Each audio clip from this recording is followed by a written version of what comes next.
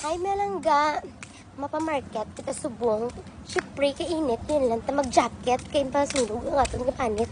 Kag magkambang sa itsura ta.